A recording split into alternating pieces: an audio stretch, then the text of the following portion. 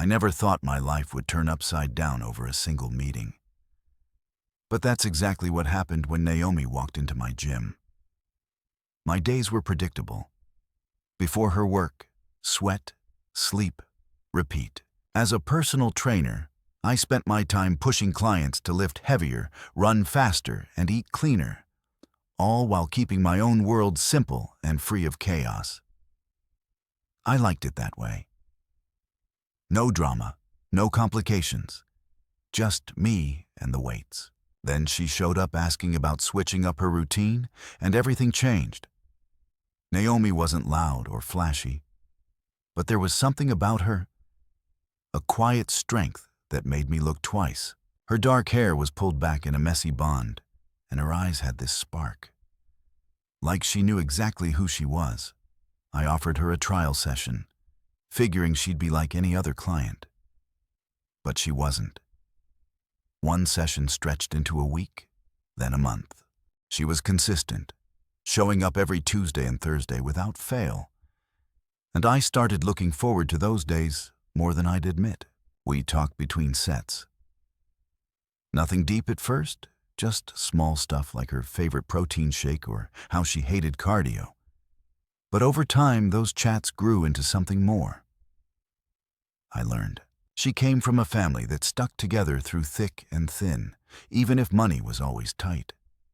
Her mom, Patricia, was the backbone, and her younger sister, Brielle, was the wild card, always dreaming big, but never quite landing on her feet.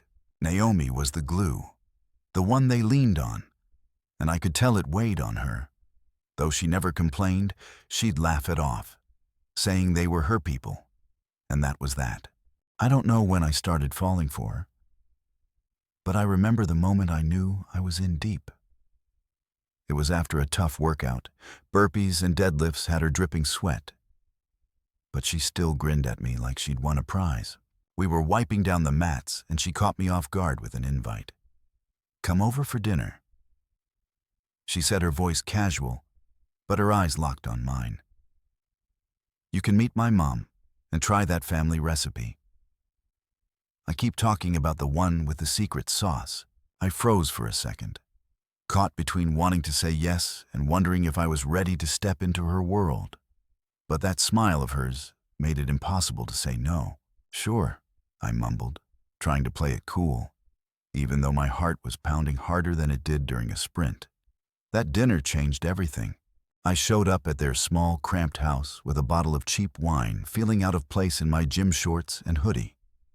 Patricia greeted me at the door, all polite smiles and careful words, but I could feel her sizing me up. She was older, maybe in her late 50s, with sharp eyes. That didn't miss a thing.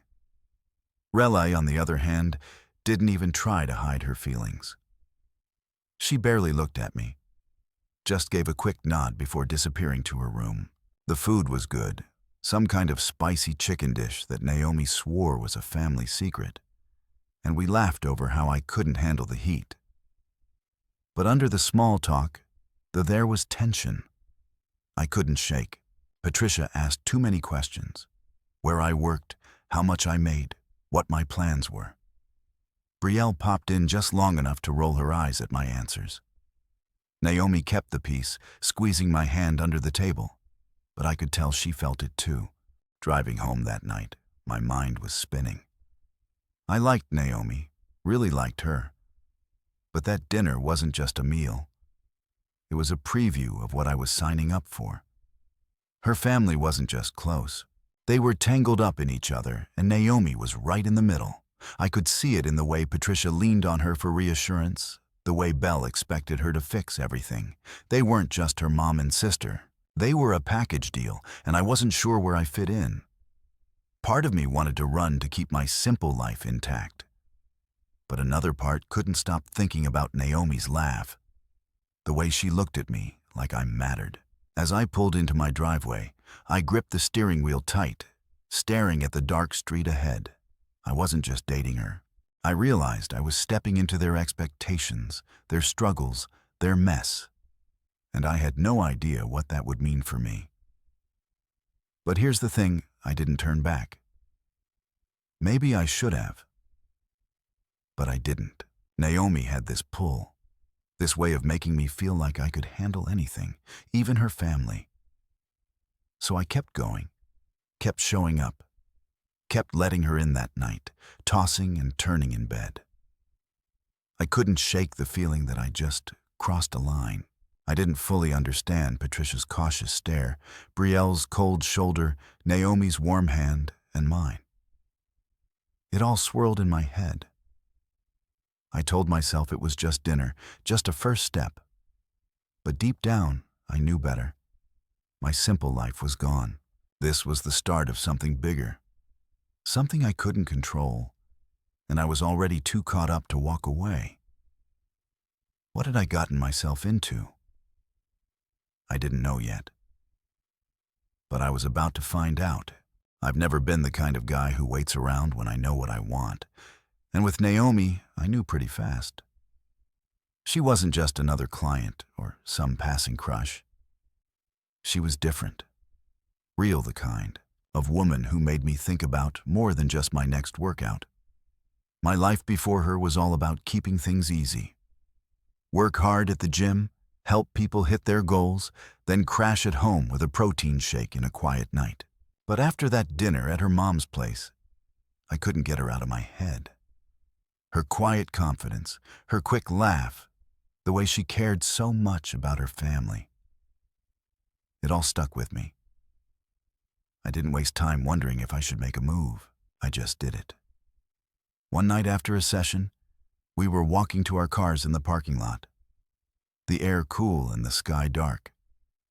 My heart was thumping, but I kept my voice steady. I'm not good at fancy speeches, I said, kicking at a pebble on the ground. But I like you a lot. What do you say? Want to make this official? I looked up, half expecting her to laugh or brush me off. But she didn't. She just smiled. That soft, sure smile I was starting to need like air, and said, "Let's see where this goes."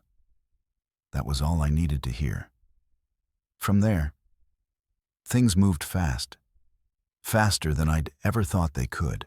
We went from gym chats to dates, from dates to late-night talks on my couch, sharing stories about our lives. She told me more about her family, how her mom, Patricia, had raised her and Brielle alone after their dad left, how money was always tight. But they made it work. I told her about my boring, steady world, growing up with parents who didn't fight much, working my way through college, landing the trainer gig. We fit together, or at least I thought we did. Within a year, I was down on one knee in her mom's living room, a cheap ring in my hand, asking her to marry me.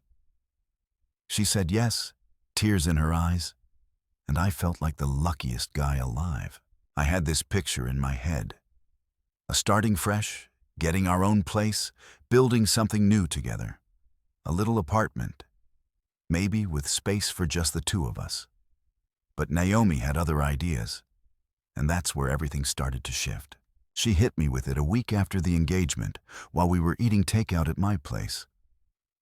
"I think we should live with Mom and Belle," she said, picking at her fried rice like it was no big deal.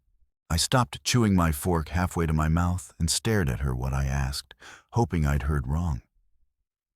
She looked up, her face calm but firm.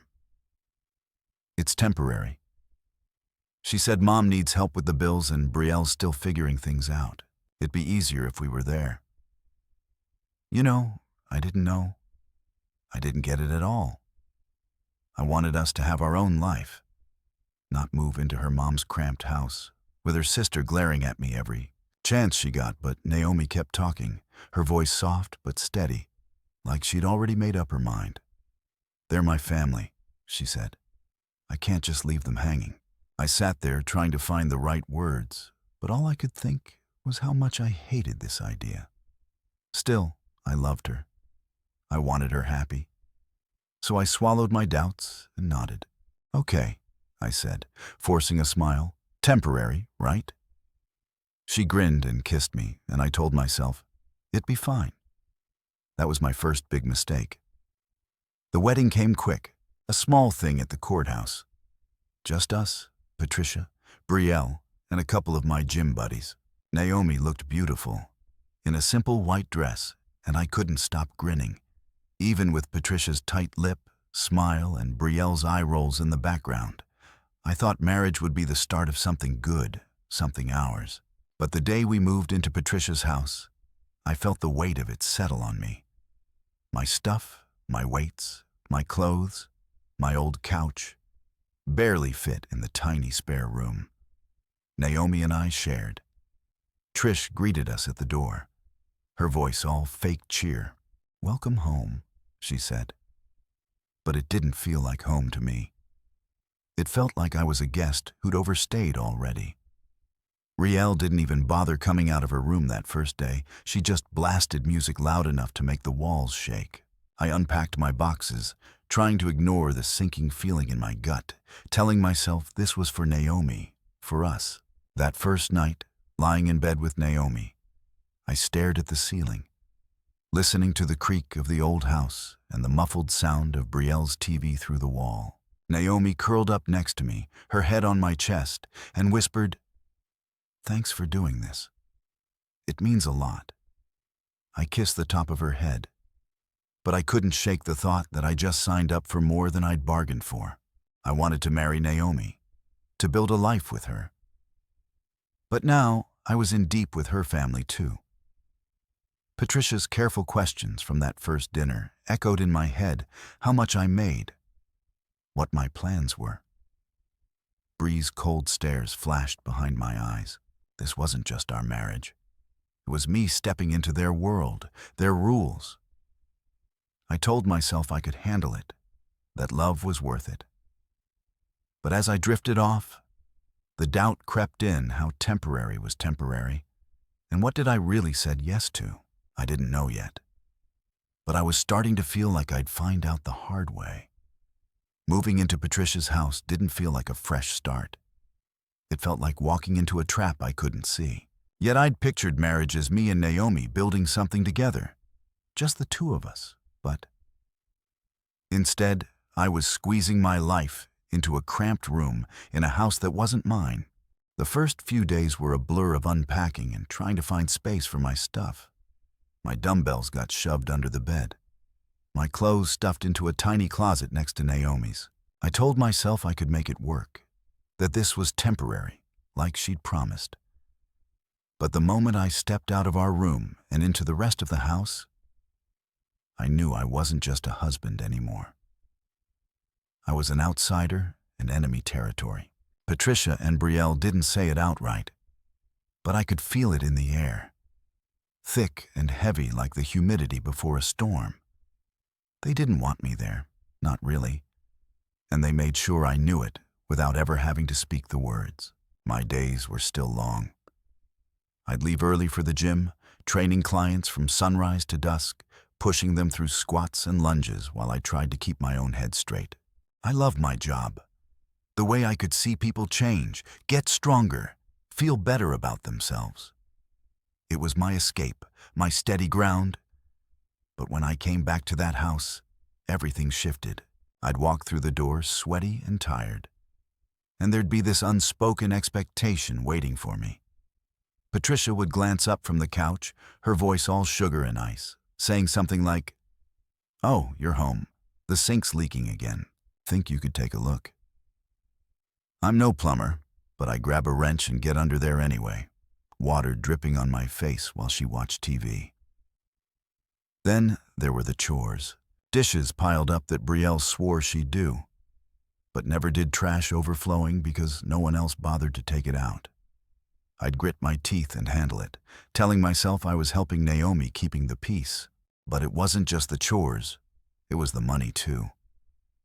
I'd been saving up for years, keeping my own life simple so I could put cash aside for something big.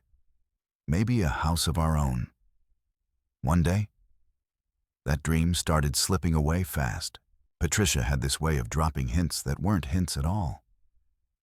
"The electric bill's due tomorrow," she'd say, sighing like the world was on her shoulders. Things are so tight right now.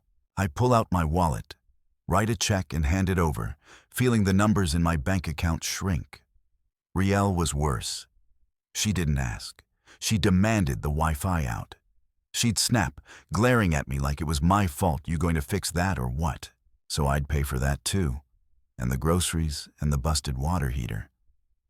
I was funding their whole life, and I hadn't even been there a month. Naomi saw it happening.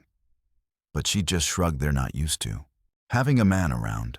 She'd say, her voice soft, "They'll warm up to you." They didn't warm up. If anything, it got colder. Patricia's comments started cutting deeper, always wrapped in that fake sweet tone. "A real man knows how to take care of his family," she'd say over dinner, her eyes flicking to me while I shoveled food into my mouth. I'd cooked that meal, spaghetti and meatballs, nothing fancy, but Belle still pushed it around her plate like it was garbage. "This tastes weird." She'd mutter loud enough for me to hear. Every effort I made got shot down. I fixed the back door that wouldn't lock, and Brielle smirked. "Took you long enough." I mowed the overgrown yard, and Patricia said, "Hope you didn't ruin my grass." I wasn't just living there. I was fighting a silent battle every day when I didn't even want to be in. My hands would clench under the table, but I keep my mouth shut for Naomi, always for Naomi. She saw it all, though she pretended not to. We'd lie in bed at night, the house quiet, except for the hum of Brielle's TV through the wall, and I try to talk to her. "Your mom and sister?" "They don't like me," I'd say. Staring at the ceiling, she'd roll over her hand, resting on my chest, and sigh. "They just need time," she'd whisper. "They protective. That's all. Give it a chance." I wanted to believe her, wanted to think it'd get better, but the days dragged on and nothing changed. Patricia's SN marks kept coming. Belle's attitude got sharper, and I kept pouring my energy and my money into a house that didn't feel like mine. I'd wake up early, tiptoe pee their rooms, and head to the gym just to breathe again. Out there, I was in control. In here, I was a stranger they tolerated because I paid the bills. One night, after fixing the garbage disposal for the third time that week, I sat on the edge of our bed, my hands still greasy, my back aching. Naomi was brushing her hair, humming some song, and I just watched her. She was why I was here, why I kept going. I loved her, her strength, her heart, the way she made me feel like I could be more than just a guy with a clipboard and a whistle. But as I looked at her, I couldn't shake the thought creeping in. This wasn't temporary. This was my life now. Stuck in a house where I wasn't wanted playing a game I couldn't win. I rubbed my face trying to push it down, but it stayed there heavy and real. "You okay?" Naomi asked, catching my eye in the mirror. "Yeah." I lied, forcing a smile, just tired. She nodded and went back to her humming. But I lay there awake, wondering how long I could keep this up. The battle had begun, and I was already losing. Living with Patricia and Belle was like trying to hold water in my hands.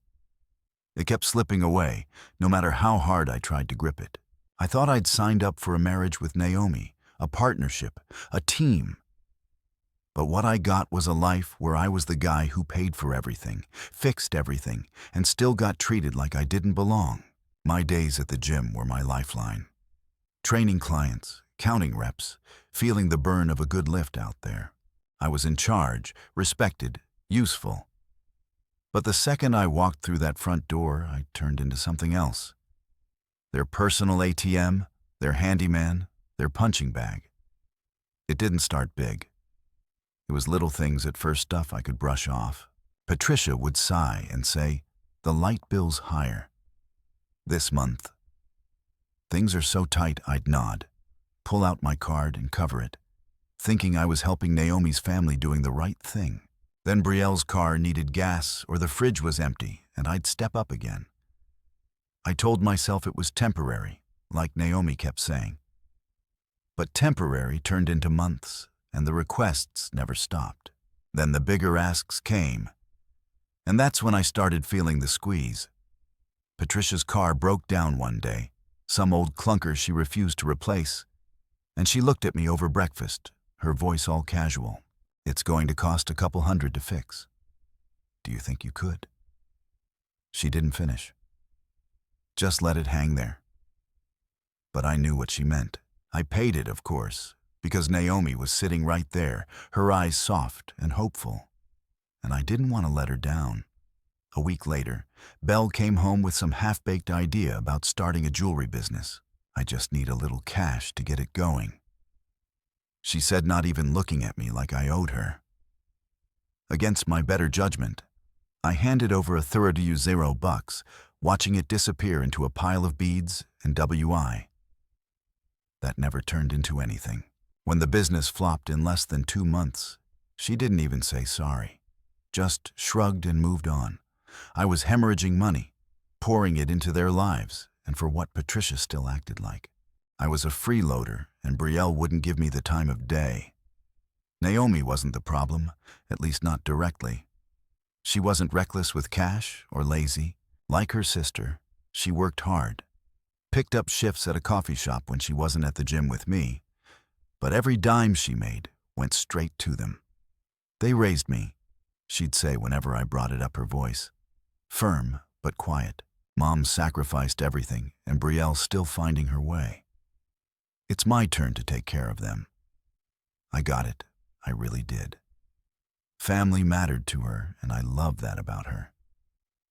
But it didn't stop with her because she cared. I cared, and that meant my paycheck wasn't mine anymore. It went to their rent.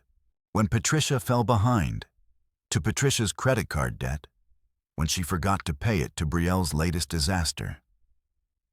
I'd sit at the kitchen table some nights staring at my bank account on my phone, watching the numbers drop lower and lower.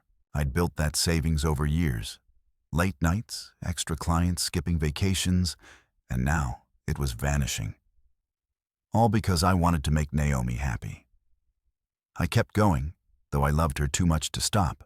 She'd smile at me across the room or slip her hand into mine when we watched TV, and I'd remember why I was doing this.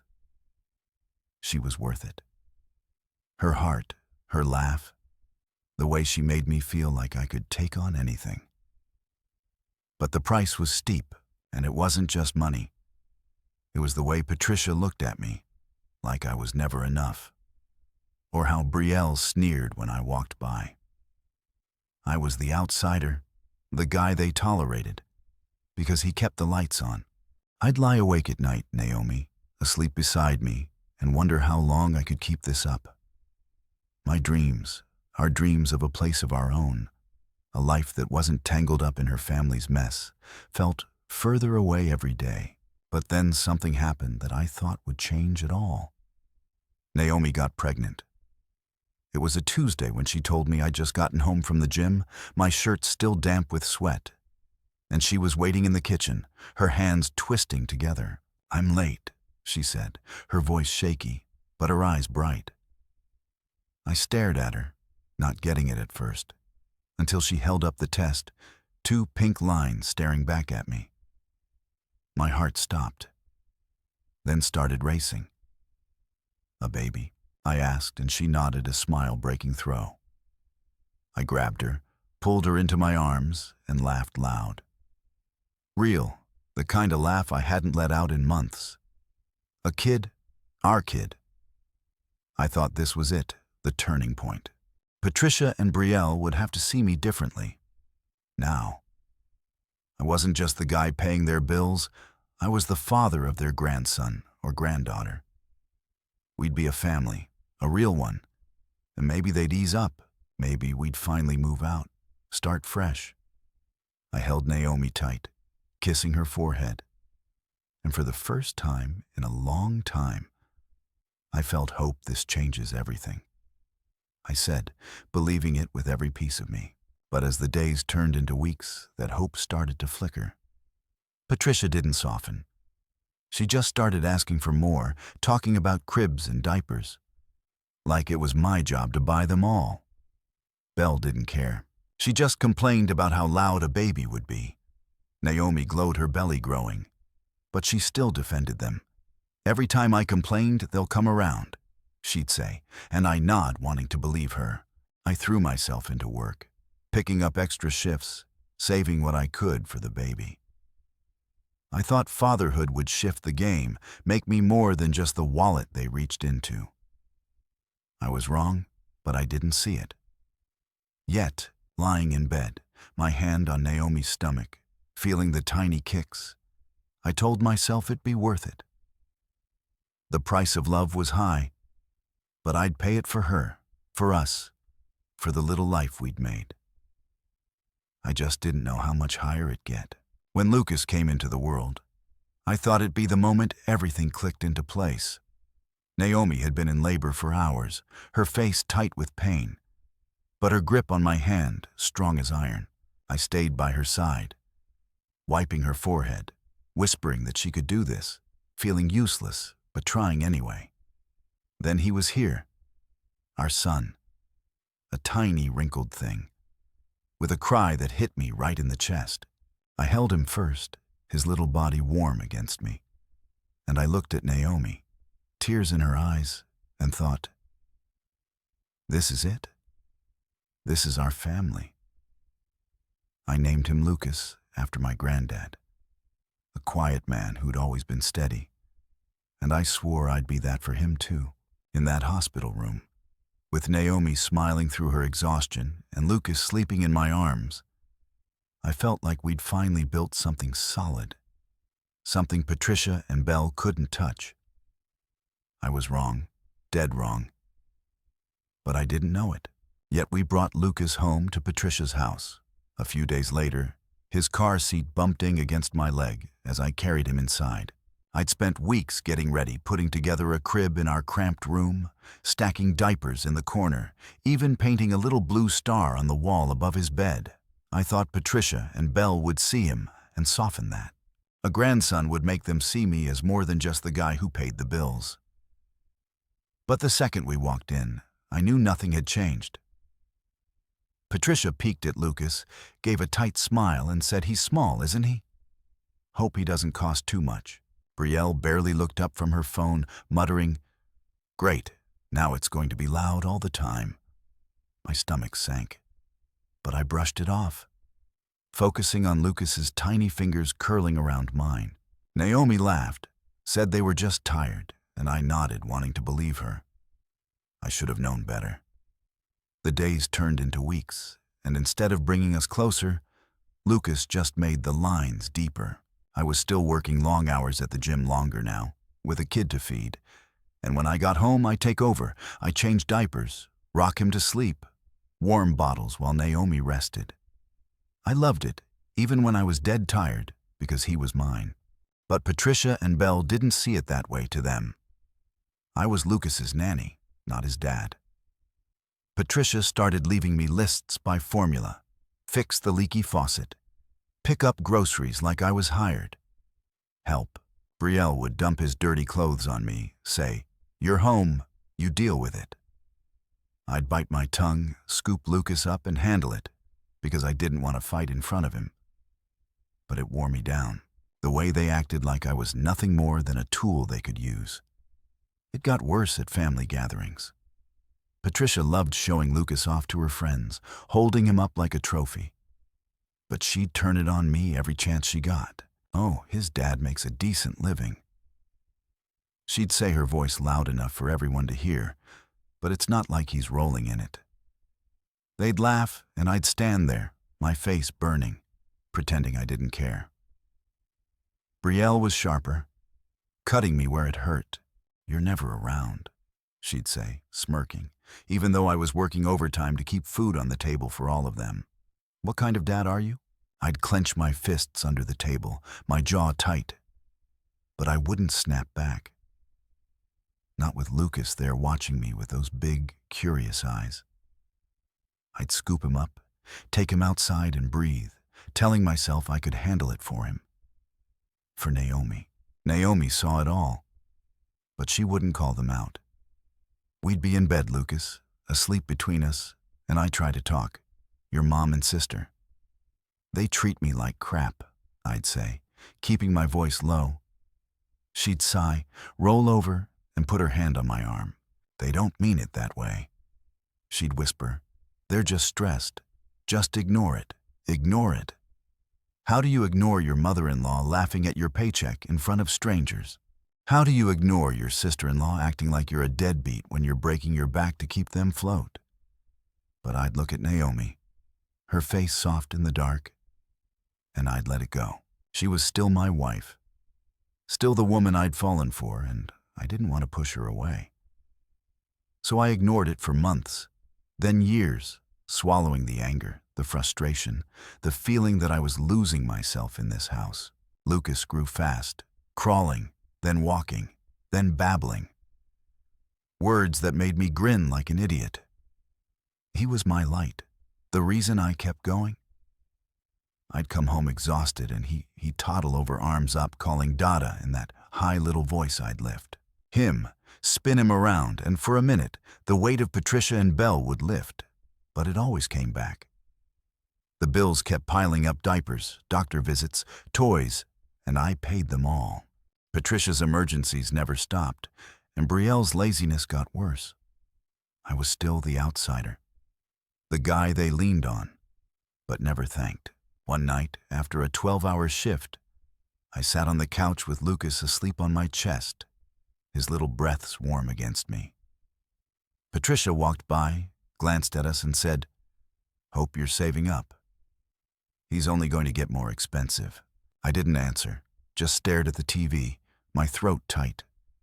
Naomi came in, kissed my forehead, and said, "You're a good dad."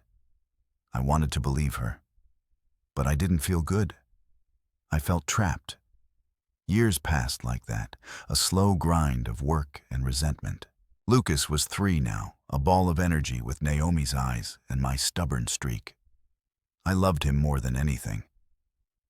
But this family, this house, wasn't mine. It belonged to Patricia and Brielle, and I was just the guy keeping it running. I'd look at Naomi, still defending them, still asking me to be patient, and I'd wonder how much longer I could take it. I'd given them everything, my money, my time, my pride, and gotten nothing back, sitting there with Lucas, his head on my shoulder. I realized something. I wasn't his dad here. Not really. I was their servant. And I didn't know. By the time Lucas was 4, I was stretched so thin I barely recognized myself. The gym was still my world, training clients, pushing them past their limits, feeling that rush when they hit a new personal best. But I'd taken it further. Started something bigger. I'd launched an online fitness business. YouTube videos, Instagram posts, workout plans I sold to people all over the country. It wasn't just a side hustle anymore, it was blowing up. My channel had thousands of subscribers. My post got likes and shares I couldn't keep up with, and the money started rolling in. Real money, more than I'd ever made at the gym alone. I'd sit at my desk late at night, Lucas asleep down the hall, and watch the numbers climb. It felt good, like I was finally building something for me. For us. I thought it'd be my way out. A chance to get Naomi and Lucas into our own place, away from Patricia and Brielle's constant drink. But that dream didn't last long. Every dollar I made seemed to vanish into their hands before I could even touch it. It was the same old story, just with higher stakes. I'd come home with a paycheck, proud of what I'd earned. And Patricia would be there, her voice all soft and pitiful. "The heating bill's late again," she'd say, "or the roof's leaking, can't afford to let it get worse." Brielle was bolder. Always with some new disaster, my phone broke. She'd whine, holding up a cracked screen like it was my fault, and I need it for work. Work! She hadn't held a job in months, but I'd still hand over the cash, watching my savings shrink again. I paid for everything. The house, the groceries, Lucas's preschool, Patricia's emergencies, reels, endless flops. My online business was thriving, but I wasn't. Every cent went to them, and I was too tired to fight it. Naomi would see me stressing, rub my shoulders, and say, "We'll move out soon." I promise. But soon never came, and I stopped believing her. Then came the big one, the request that broke me. It was a Saturday, Lucas playing with his trucks on the living room floor. While I scrolled through my phone checking comments on my latest video, Patricia walked in, sat across from me, and folded her hands like she was about to deliver a speech. "The house is falling apart," she said, her tone serious. "The pipes are old, the floors are buckling. We need renovations. $75,000. That's what the guy quoted. I froze, my thumb hovering over the screen. 75,000. I just started rebuilding my savings, scraping together what I could. After years of their demands, I looked at her, waiting for the punchline, but she just stared back, expectant. Brielle chimed in from the couch, not even looking up from her magazine. "Yeah, it's a dump. You want us to live like this?" My chest tightened, a slow burn creeping up my neck. I'd paid their rent, fixed their cars, funded their lives, and now this. I set my phone down, my hand shaking, and said the word I'd never said before.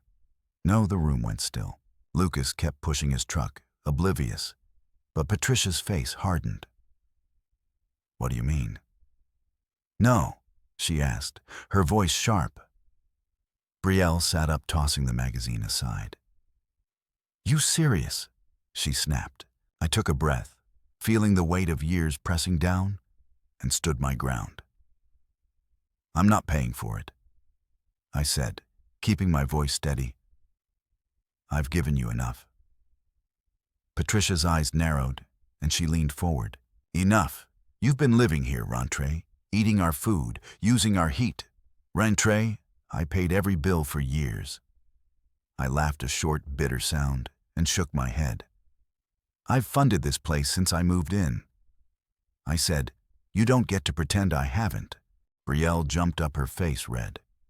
"You're so selfish. We're family, and you're just going to let us rot in this hole."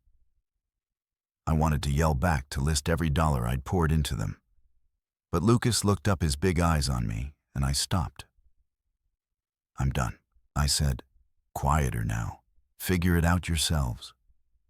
Patricia flipped, stood up, hands on her hips, voice rising. "You think you can just walk away from this?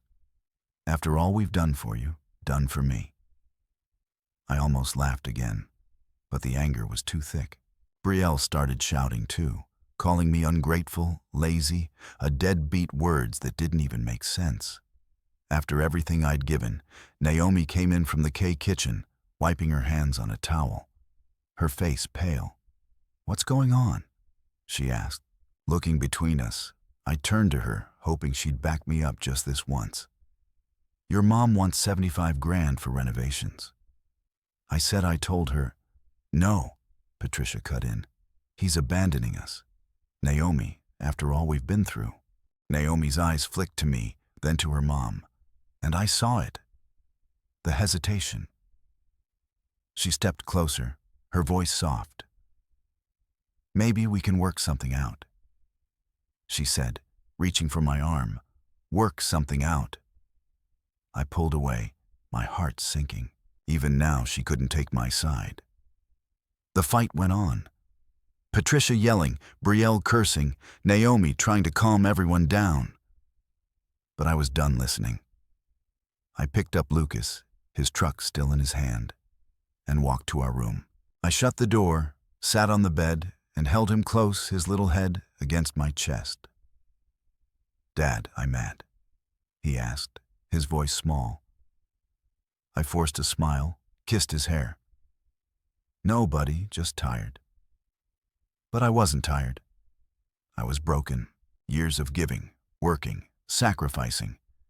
And they still saw me as the bad guy. Naomi came in later, sat beside me, and tried to talk. "They're upset." She said they didn't mean it. I looked at her, the woman I loved, and saw the truth. She was scared to stand with me, scared to break away. I meant it. I said, "I'm not doing this anymore." She didn't answer, just looked away. and I knew this was my breaking point. I couldn't keep living like this. Not for her. Not for anyone. Something had to give, and it wasn't going to be me anymore. A week after I said no to Patricia's renovation demand, I came home from the gym with Lucas skipping beside me, his little voice chattering about the dinosaur he'd drawn in preschool. My muscles ached from a long day, but his grin kept me going. He was the one good thing in this mess, the one piece I wouldn't trade. We turned the corner to the house, his hand in mine, and I stopped cold there on the patchy front lawn where our bags, my gym duffel, Lucas's backpack, a couple of trash bags stuffed with clothes. My stomach dropped like I'd been punched. Lucas tugged at my hand, confused. "Why's our stuff outside Data?" he asked, his big eyes searching mine. I didn't have an answer. Not yet. I just stood there staring at the pile, my mind racing. Was this a mistake? A break-in? But deep down, I knew it wasn't an accident. This was them, Patricia and Brielle, drawing a line I couldn't cross. I set Lucas down on the grass, told him to stay put, and walked up to the door. My fist hit the wood hard. 3 sharp knocks, but no one answered. The house was quiet, the curtain still like no one was home. I knocked again louder, my pulse pounding in my ears. "Patricia, Naomi." I called, but nothing. Just silence.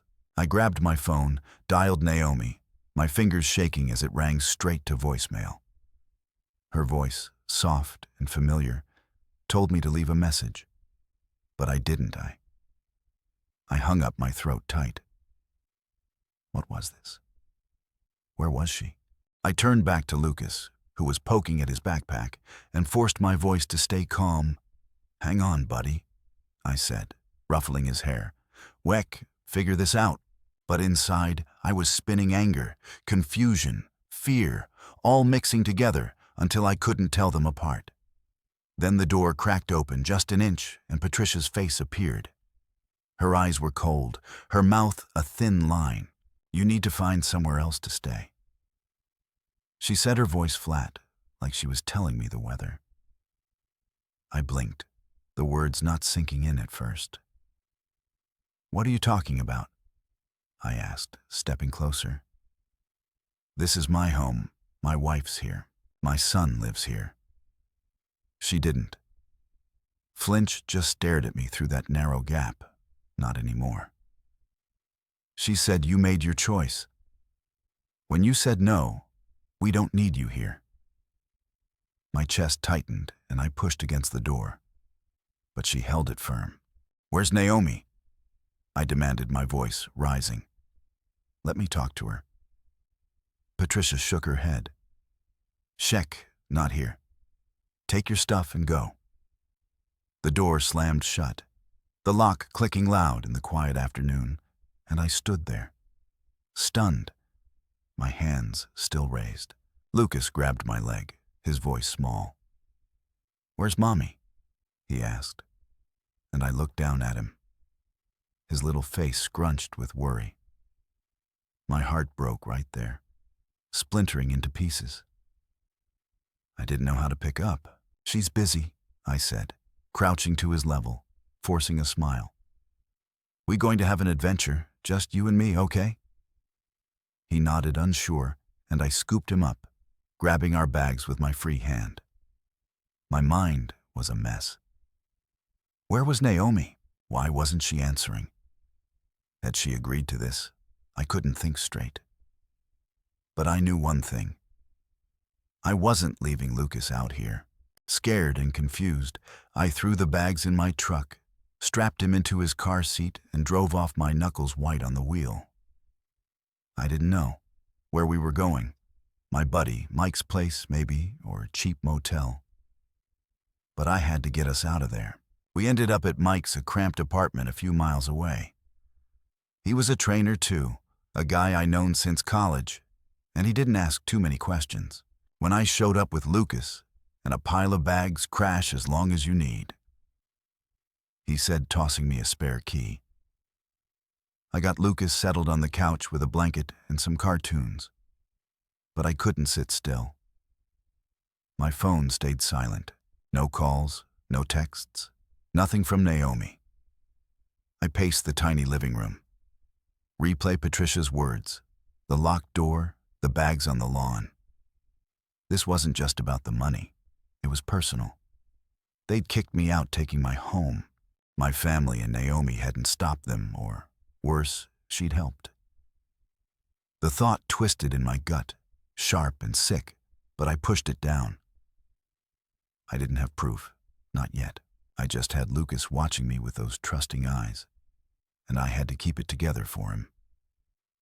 That night, after he fell asleep, I sat on the floor next to the couch, my back against the wall, staring at my phone. I tried Naomi again, voicemail. I scrolled through our texts, the last one from her that morning. Love you. See you tonight. Love you. Then this, it didn't add up. I rubbed my face, exhaustion pulling at me. But sleep wouldn't come. I kept seeing her face, her smile, the way she'd promised we'd move out someday. Had it all been a lie? Or was she stuck too scared to fight her mom and sister? I didn't know, and not knowing was killing me. Lucas stirred, mumbling in his sleep, and I reached up, resting my hand on his back. He was all I had left, my boy, my reason. Whatever Naomi was doing, wherever she was, I'd figure it out. But right then, it was just us. I leaned my head back, closing my eyes, and let the anger settle. Patricia thought she'd won, tossing us out like trash. Brielle probably laughed about it. Naomi, God, I didn't know what to think about her. But I wasn't done. I'd built a life once, and I could do it again. For me, for Lucas, this wasn't the end. It was a beginning, even if it hurt like hell. I'd find a place, keep my business going, make sure my son had everything he needed. And Naomi, I'd deal with her when she showed her face, because she couldn't hide forever, and neither could the truth. I just had to hold on until it came out the next day at Mike's place. I was still reeling from the eviction, my head, a mess of questions I couldn't answer. Lucas was up early, sitting on the floor with a bowl of cereal, watching some loud cartoon while I tried to figure out our next move. My phone sat on the counter, silent. No calls, no texts, nothing from Naomi. I checked it a dozen times, hoping for something, anything. But it stayed blank. Mike was at the gym giving me space, and I was grateful for that. I didn't want to explain the chaos in my head to anyone. Yet I kept replaying. The day before, Patricia's cold voice, the bags on the lawn, Lucas asking for his mom. It didn't make sense. Naomi wouldn't just let this happen, would she? I wanted to believe she was stuck, pressured by her mom and sister. But doubt was creeping in, heavy and dark. Then my phone buzzed and everything flipped upside down. It wasn't Naomi. It was Brielle. A text, short and sharp, thought. You might want to see what Naomi's been up to, enjoy. Attached was a link. My stomach twisted, a sick feeling. I couldn't shake, but I clicked it anyway. Photos loaded grainy at first. Then clear Naomi, my wife laughing at some bar, a drink in her hand, her arm around a guy I didn't know. Another shot, her leaning close to him, her head on his shoulder, a third, his hand on her waist. Her smiling like I'd never seen her smile with me lately. My breath caught my chest, tightening until I couldn't move. I scrolled each picture, worse than the last. Dates, nights, out moments. She'd never told me about the time. Stamps went back months, while I was working late, paying their bills, raising our son. I sat there staring at the screen, the cartoon noise fading into a dull home. She'd been living a double life, and I'd been too blind to see it. The phone rang. Then, Naomi's name flashing across the screen. My hand shook as I picked it up, my thumb hovering over the button. I wanted to ignore it, to throw the damn thing across the room. But I needed answers. I had accept, put it to my ear, and didn't say a word. "Hey," she started, her voice shaky. "It's me." I stayed quiet. My jaw clenched so tight it hurt. "Look, I know you're mad," she said, rushing. "Now it's not what it looks like. I swear I can explain." That's when I snapped. I hung up, cutting her off mid-sentence, and dropped the phone like it burned.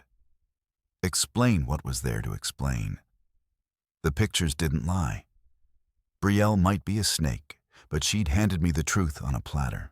Naomi had been cheating, sneaking around while I was breaking my back for her family. The room spun, and I gripped the counter, trying to breathe. Lucas looked up, milk dripping from his spoon. "That I okay?"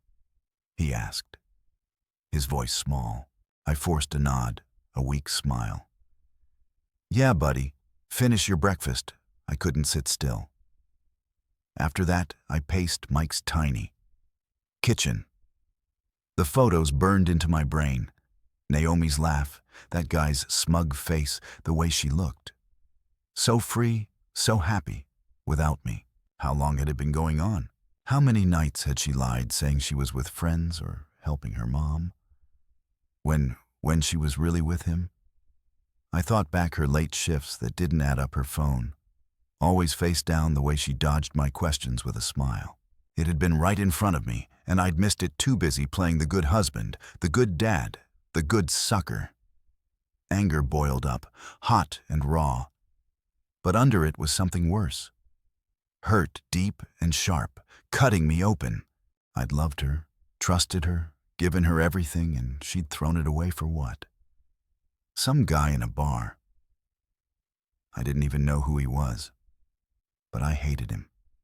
Hated her too. In that moment, I grabbed my phone again, opened the pictures, and stared harder, looking for clues. The bar looked familiar. Some dive a few miles from the house one. She'd mentioned once or twice the dates lined up with nights. I'd been home with Lucas nights. Patricia had been sick and needed Naomi to run errand. I laughed. A bitter sound that made Lucas glance over. It was all a setup. Patricia covering for her, Riel probably in on it too, until she decided to stab her sister in the back. Why to hurt me more? To twist the knife? I didn't care anymore. The why didn't matter. The what did. My wife was a stranger, and my marriage was a lie. I sat down, my legs weak, and watched Lucas play his little trucks crashing into each other. He was all that kept me grounded. The only thing real in this nightmare. I tried to focus, figure out what came next. Divorce, sure. But how? We were still tangled up. Joint accounts, Lucas. The house I paid for but didn't own. I needed a plan, but my head wouldn't clear. The phone buzzed again. Naomi calling back. I let it ring, watching it vibrate on the counter until it stopped. She'd call again or show up, and I'd have to face her eventually. But not now. Not with Lucas here. Not while I was still reeling. I picked him up, his sticky hands, grabbing my shirt, and held him tight. "We're okay." I said more to myself than him, just you and me. But he giggled, oblivious, and I clung to that sound, letting it pull me back from the edge. That night, after he was asleep, I sat alone. The apartment quiet, except for the hum of the fridge. I opened the photos again, torturing myself, memorizing every detail. This was my proof, my way out. Naomi could lie all she wanted, but I had the truth now, and I wasn't letting it go. I'd given her family, everything, my money, my time, my trust. And they'd taken it all, left me with nothing but a broken heart and a kid to raise. But I wasn't nothing. I had Lucas, my business, a life I could rebuild. Naomi's call came again, and I silenced it, my resolve hardening. She'd had her chance. Now it was mine. The morning after Belle's text, I woke up on Mike's couch with a fire in my chest I hadn't felt in years. Lucas was still asleep, curled up under a blanket, his little snores filling the quiet. I'd barely slept the photos of Naomi and that guy looping in my head all night. But I wasn't tired. I was done being the fool, done letting her family walk all over me. I had proof, now hard evidence, of her affair, and I wasn't going to let it sit. I called a lawyer. I'd found online a guy who handled divorces fast and cheap and set up a meeting for that afternoon by noon. I had papers drawn up. Divorce papers, custody papers, everything I needed to cut Naomi out and keep Lucas with me. I wasn't waiting for her to explain or beg. I was taking control. With the ink still fresh, I grabbed the folder, kissed Lucas's forehead while he played with Mike, and headed to Patricia's house. This was my reckoning. I pulled up to the familiar cracked driveway. The house looking shaber than ever, peeling paint, overgrown weeds, a testament to all the money I'd sunk into it. My truck's engine ticked as I shut it off, and I sat there for a second, gripping the papers, steadying myself. I wasn't nervous. Just ready, I stepped out, walked up the steps, and banged on the door louder than I had the day before. This time, it opened fast. Patricia stood there, her arms crossed, her face sour, like she'd been expecting me. Behind her, I saw Brielle lounging on the couch, smirking, and Naomi, standing by the kitchen doorway, her eyes wide and red. She looked like she'd been crying, but I didn't care, not anymore. I held up the folder, my voice steady. "We're done," I said, looking straight at her sign. "These, and we're over." Patricia laughed, a sharp, ugly sound that grated on me. "Well, if Naomi divorces you, I guess you'll owe her alimony," she said, her tone smug. Like she'd already won, I smiled slow and cold and opened the folder. Pulling out the photos Brielle had sent, I held them up one by one. Naomi, with that guy laughing, touching, cheating. "No, I won't," I said, my eyes locked on. Brielle already gave me proof of her affair. No alimony, no, nothing she gets. Patricia's face dropped. The smugness gone in an instant, her mouth opening and closing like a fish. Brielle shrank back on the couch, her smirk wiped clean, suddenly small and quiet. I turned to Naomi, who hadn't moved, her hands twisting together. "You've got nothing to say?" I asked, my voice low but hard. She shook her head, tears spilling now. But I didn't soften. I'd spent years softening for her, and it had gotten me here. Then I dropped the real bomb, and I want back everything I paid for, I said, stepping inside my boots, loud on the creaky floor. Patricia sputtered, "What are you talking about?" I didn't answer, just pulled out my phone and dialed the movers I'd called that morning. "Yeah, it's me," I said into the receiver. "Come now, within 20 minutes. A truck rolled up, 2 guys hopping out with dollies and boxes. I pointed them inside my voice, calm but firm. "Take the furniture, the sea couch, the table, the chairs, the appliances, fridge, stove, washer, dryer, all of it." Patricia's eyes bulged. "You can't do that," she shouted, grabbing my arm. I shook her off, looking down at her. "I paid for it. I said every dime. Check the receipts. I kept them all." She froze her face, paling, because she knew I wasn't bluffing. I'd saved every slip, every record, just in case years of paranoia had paid off. The movers got to work, hauling out the couch first. Brielle scrambling off it, yelling, "This is crazy." I ignored her, watching as they carried out the dining table. I bought the fridge. Patricia loved showing off the washer I'd fixed 100 times. Naomi just stood there, silent, tears streaking her face. But she didn't stop me. Maybe she couldn't. Maybe she knew she lost the right. The living room emptied fast, the kitchen next, until the house looked gutted. Bare walls and dusty floors, all that was left. Patricia ran after the movers, shouting, "You're ruining us," but they didn't care. They had my orders.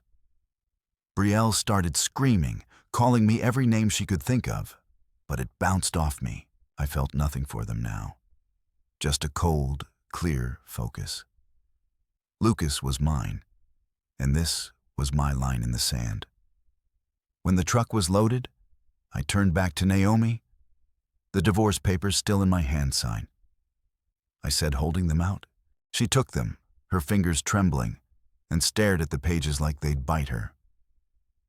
"I didn't mean for this," she whispered, her voice breaking. "I messed up, I know." But I cut her off. "You didn't mess up. I said you chose months of lies, Naomi. Months while I paid for your life." She flinched, but I kept going. "Sign, or I'll see you in court with those pictures your call." She nodded, slow and defeated, and grabbed a pen from the counter. Her signature scratched. Across the page, shaky but final, and I took it back, folding it into the F. "We're done," I said, and walked out. Patricia followed me to the porch, her voice shrill. "You think you can just take everything and leave us with nothing?" I stopped, turned, and looked at her. Really looked at her. "You took everything from me first," I said. "Money, time, my family. You're lucky. I'm not suing you for it." Her mouth snapped shut, and for the first time, she looked small, defeated, like the fight had finally gone out of her. Belle stayed inside, screaming, fading to silence. And Naomi didn't come out at all. I got in my truck, the movers pulling away behind me, and drove back to Mike's. My hands were steady. Now, the fire in my chest, burning clean. I'd taken back what was mine, my pride, my future, my son's life. They could scramble now, figure out how to survive without me. I was free or close to it, and I wasn't looking back.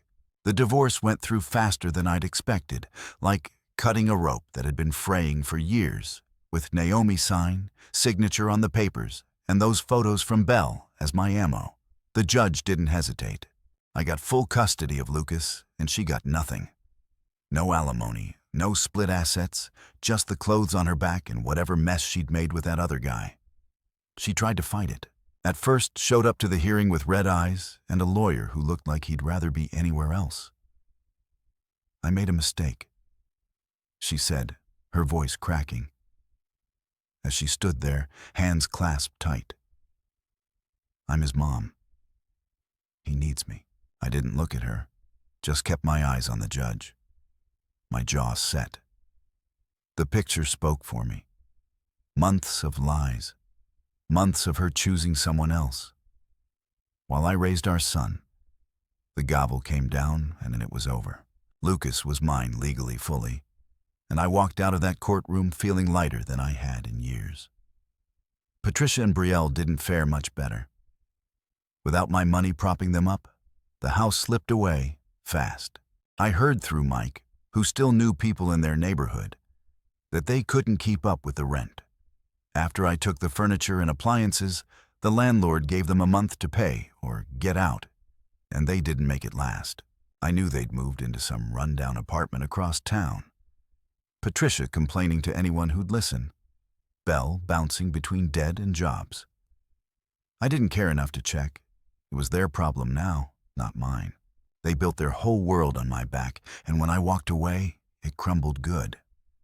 Let them feel what it's like to stand on their own. For once, Lucas and I didn't waste time. Starting over. I found us a place.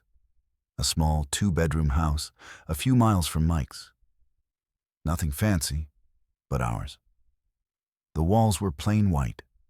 The yard was patchy, but it had a big window in the living room, where Lucas could watch the world go by. I moved us in with what little I'd kept. My gym gear, his toys, a cheap couch. I picked up secondhand. The first night. We sat on the floor eating pizza boxes still piled around us, and he grinned at me. Sauce on his chin. "This is our house, Dada?" he asked, his eyes wide. "Yeah, buddy," I said, ruffling his hair, "just you and me." He nodded like he understood, and I felt it settle in. Freedom, real and solid. For the first time since I met Naomi, my fitness business took off like a rocket. After that, with the divorce behind me, I threw everything into it. More videos, more posts, new workout plans. Brands started reaching out, protein shake companies, gym apparel lines, even a sports drink outfit, wanting me to rep their stuff. My followers doubled, then tripled, and the money followed. I'd sit at my new kitchen table late at night, Lucas, asleep in his room, and watch the orders roll in. Hundreds, then thousands of dollars. I didn't have to share with anyone. I bought Lucas a real bed. Nodum hand-me-down and fixed up the house. New paint, a swing set in the yard. Clients poured into the gym too, asking for me by name, saying they'd seen my stuff online. I was good at this, damn good, and it was mine. To keep Lucas adjusted fast, he'd ask about Naomi, sometimes his little brow furrowing. "Where's Mommy?" he'd say, holding one of his trucks. I'd crouch down, keep my voice steady. "She's busy, bud," I'd tell him, "but I'm here always."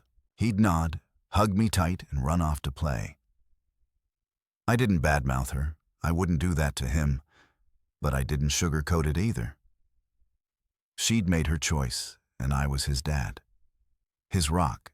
We built our routine mornings at preschool, afternoons at the park or the gym, with me nights reading stories on the couch. He was happy, laughing more than he ever had in that old house. And that was enough. I'd watch him sleep, sometimes his chest rising and falling, and feel this ache. Love, pride, a promise to never let him down like she did. One day, months later, my phone buzzed while I was cooking dinner. Spaghetti, Lucas's favorite. It was, "Naomi," a text. "I miss you and Lucas. Can we talk?" I stood there, the pot steaming behind me, and read it again. Miss us, after everything. The affair, the eviction, the silence. My thumb hovered over the reply button, part of me wanting to hear her out to see if she changed. But then I remembered the bar photos. Her hand in his, the way she'd let Patricia throw us out. I'd given her years, and she'd given me lies. I didn't owe her anything now, not my time, not my forgiveness. I blocked her number, deleted the message, and turned back to the stove. Lucas ran in, tugging at my leg. "Is it ready, Dada?" he asked, grinning almost. I said, scooping him up, "You hungry?" He nodded, and I laughed. The sound real and free. That night, after he was in bed, I sat on the porch with a beer. The air cool and quiet. The stars were out, sharp against the dark, and I thought about how far we'd come. I'd lost a wife, a home, years of my life. But I gained something better. Lucas slept safe inside. My business was booming, and I didn't answer to anyone. Patricia and Belle were gone. Naomi was a ghost. I'd let go, and I was standing tall. I'd rebuilt from nothing, brick by brick. And it felt good. Damn good. I took a sip, leaned back, and let the night settle around me. This was my freedom, mine and Lucas's, and no one could take it away. We were done, looking back, only forward. Now, to whatever came next. And for the first time in a long time, I couldn't wait to see it.